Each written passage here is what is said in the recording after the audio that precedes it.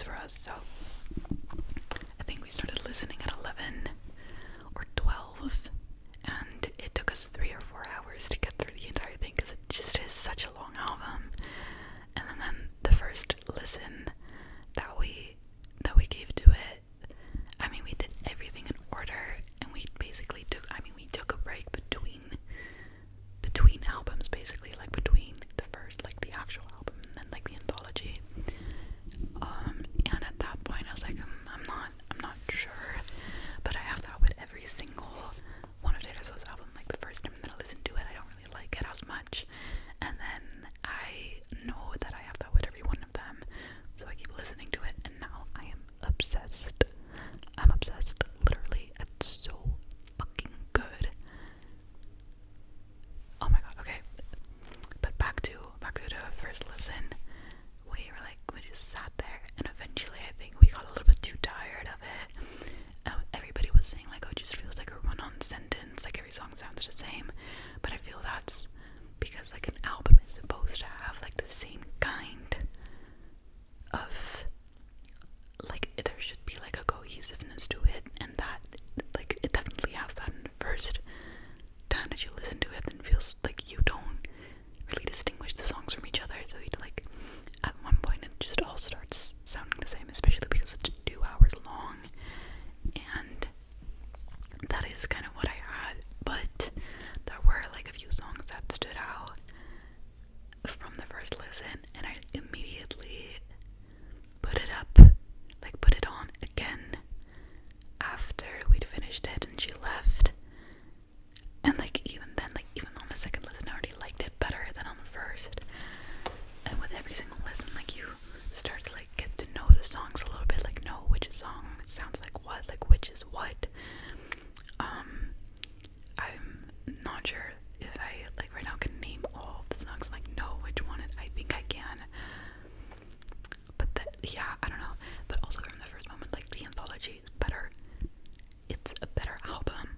I'm so saying, like, honestly, had it just been the first 16 songs, it wouldn't have been as good. I think the anthology makes it a lot better, especially because all my favorite songs are on the anthology, and maybe like 1 or 2 are on the original album. But I'm just, oh my god, I'm so obsessed with it. And it also wants me, Jesus, I cannot talk. It also kind of makes me want to cry because it's so sad. Like most of it is so sad. Like she literally talks about like, you know, in every single song, like unaliving in every single song. And that also stands out. But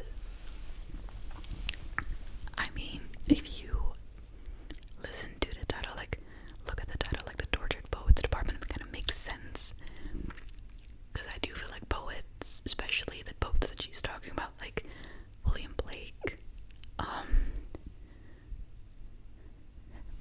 Wordsworth, like those guys, like the poets that she's talking about in the lakes, they are, I mean, all of them are depressed also, right? Like artists, like those kinds of artists would be depressed. It's tortured poets, like it's about about depression, kind of.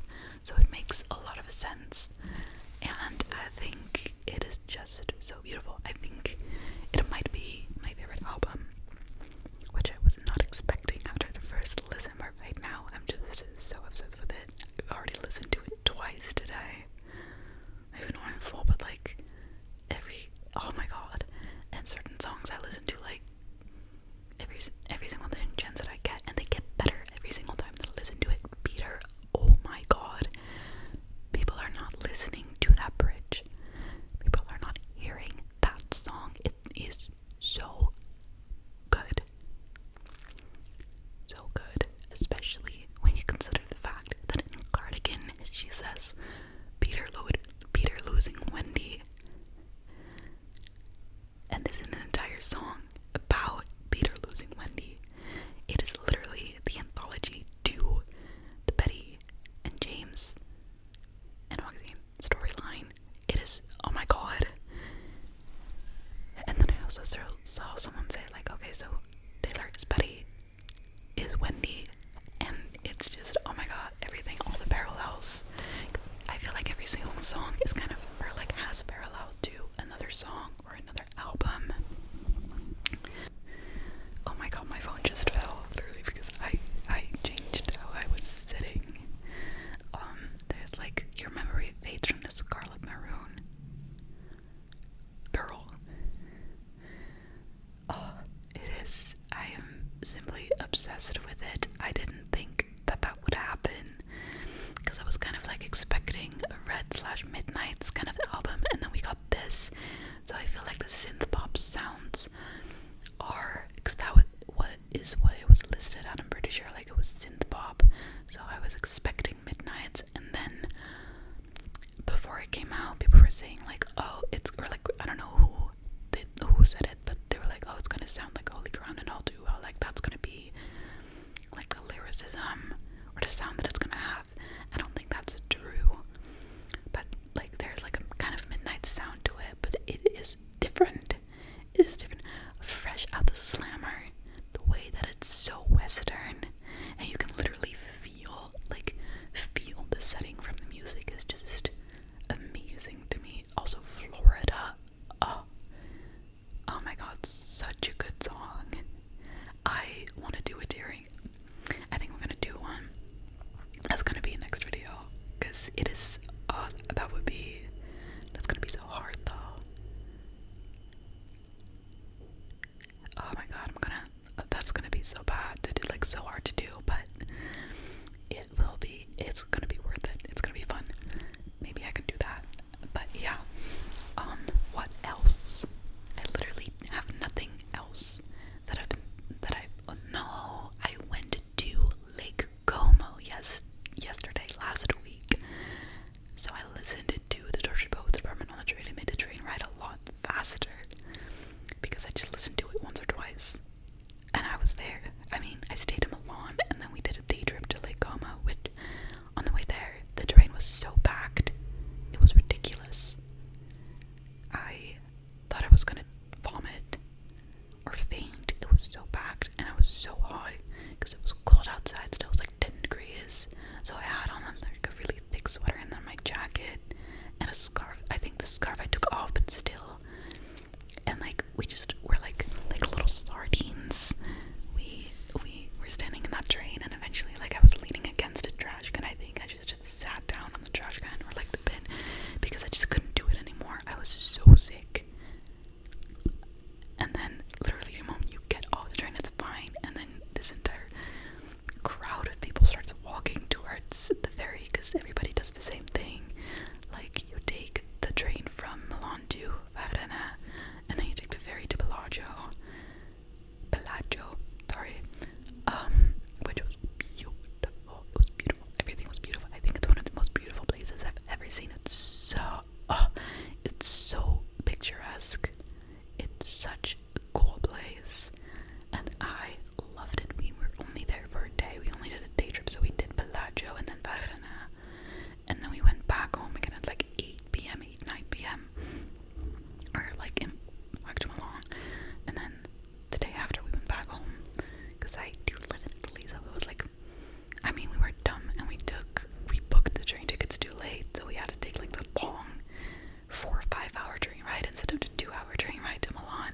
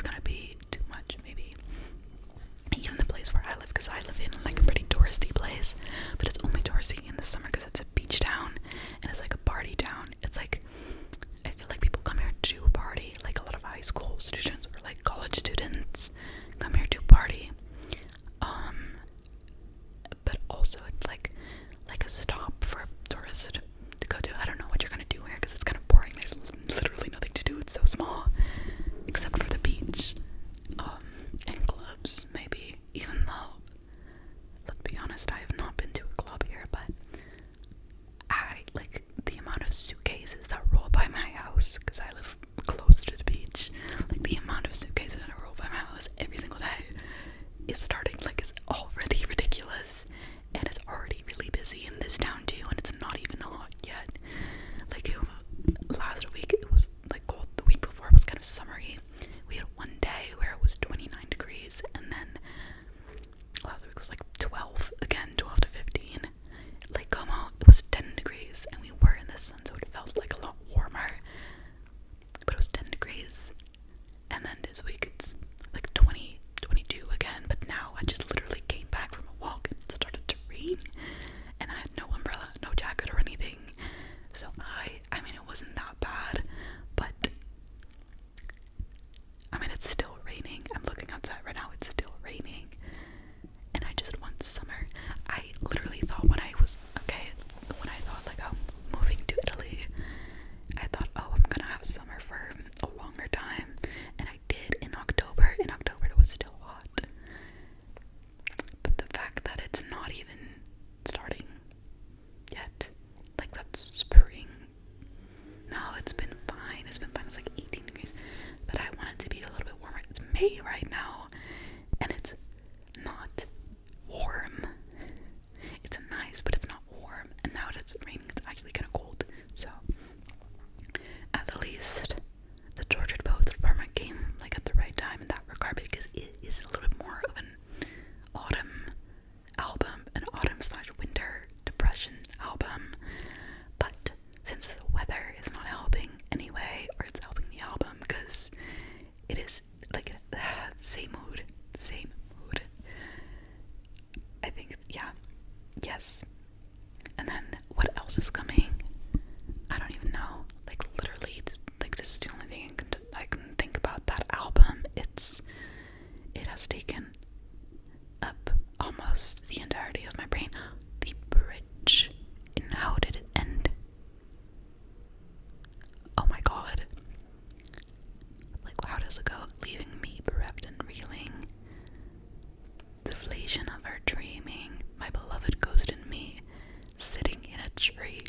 DYING. Oh my god. It's heartbreaking. It wrecks me every single time, and I can't stop listening to it. Like the saddest song, Peter, and How Did It End? Those are my favorites. But like they're one of the two of the most heartbreaking songs on the album, and I cannot for the life of me stop listening to them, because they have the best bridges out of all of them on that album. And when the bridge is good, I will, I am a stan. I have nothing else to say about it. Next video is gonna be me tier ranking them, but you already know my god tiers now, so